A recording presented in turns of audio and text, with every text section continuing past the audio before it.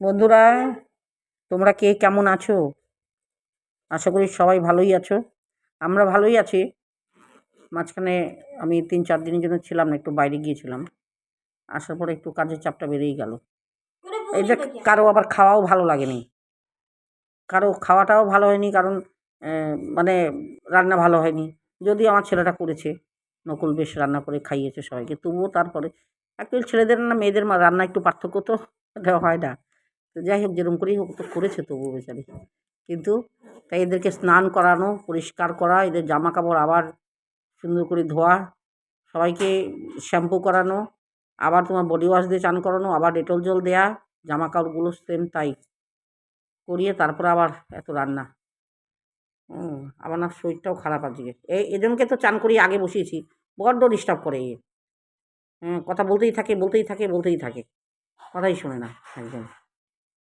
তো যাই হোক, তো আবার রান্না, আমার আবার শরীরটা খারাপ আজকে। সারা গায়ে অ্যালার্জি হয়ে গেছে। কি জানি মানে মানকচুর করেছিলাম তো, মানকচুর ডাঁটা দিয়ে ইয়ে করেছিলাম, ছেঁচকি, ঘি-টি দিয়ে। যাই হোক, সেটাও খেয়েছি। এইজন্যই হলো নাকি অ্যালার্জি। তো বলছি যে এদের স্নান করানোটা যতক্ষণ না করাই নিজে, নিজে হয় না। তারপরে খাবারটা, আজকে আবার একটু ওই বাড়ি থেকে আমি যে গিয়েছিলাম বাপের বাড়িতে, চাল কুমড়ো নিয়ে এসছি নিজেদের গাছের। তাও আবার গোবর সারের। চাল কুমড়ো, তারপরে তোমার মানকচুর ডাঁটা, আ তারপরে কি থানকুনির পাতা, এই সমস্ত অনেক কিছু নিয়ে আসা হয়েছে। কাঁঠাল, তো আমি নিজে রান্না করেছি। শুক্তো করেছি চাল কুমড়োর। তারপরে তোমার রান্না করেছি হলো শুক্তোটা করেছি ইয়ে দিয়ে, তোমার করলা ভেজে সেটাতে রাঁধুনি বাটা দিয়ে করেছি। আর করেছি মানকচুর ডাঁটার মানে ছেঁচকি। আর আলাদা করে আবার চাল কুমড়ো একটা নিরামিষ তরকারি করেছি। চাই চাল কুমড়ো দিয়েই আজকে সব হয়েছে। খাবারটা খুব ভালো হয়েছে।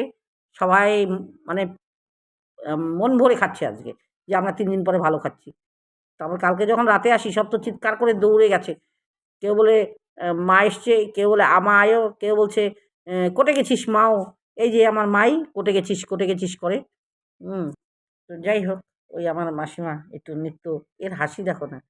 মন খুলে হাসে একদম। হা, হা, হা, হা করে। যাই হোক, সবসময় খুশিতে থাকে। খুশিতে থাকাই তো ভালো, তাই না বন্ধুরা বলো?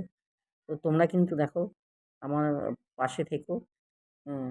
আর আবার সেই তেল, এক গাদা খানেক তেল নিয়ে আমার মাথায় দিয়ে, এই মাই বড্ড তেল দিতে ভালোবাসে, আমার মাথায় তেল দিয়ে দিবে। এক গাদা তেল মাথায় দিয়েছে, মাথায় সুন্দর করে মালিশ করে দিচ্ছে আবার। ভালো মেয়েটা। আমি বলি যে, "তুই আগে চিৎকার করছিলি কেন? যখন তোকে এনেছিলাম?" একটা কথাই বলে, "আগে তো তোর রূপটা কেন দেখাসনি? তুই যে আমার মা।" আগে নাকি ওকে রূপ দেখাই নাই, অন্য রূপ দেখেছে, তাই আমার সঙ্গে আসে নাই, রাগ করেছে। সবার সাথে মারপিট করছিল রাস্তায়।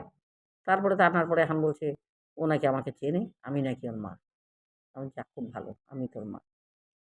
তো মাথায় তেল দিয়ে দিবে এসে।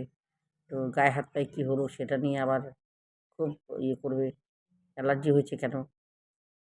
ডিম খাবি না, আমাকে বলছে, "ডিম কিন্তু খাওয়া যাবে না মা।" আমি বলছি, "আচ্ছা ঠিক আছে, খাবো না।" কি যে করে এই মেয়েটা, ভীষণ ভালো মনটা। আমরা একে মাই, মাই করেই ডাকি সবাই। মাই বললে দৌড়ে আসে। বন্ধুরা, রিকোয়েস্ট, তোমরা কিন্তু আমার পাশে থেকো গো। আমি কেন জানি আম আজ আগে মাঝখানে বেশ ভিউয়ার্স হতো। এখন যেন কম, কম কেন হচ্ছে? বুঝতে পারছি না। তোমরা যদি অ্যা এম তোমরা একটু সাবস্ক্রাইবও করবে, আর বাকি শেয়ার করবে, যাতে করে ঈদের বাড়িঘরটাও খুঁজে পাই আমি। তাহলে খুব সুবিধা হয় আরকি। বাড়িঘরগুলো খুঁজেও পাওয়া যায়।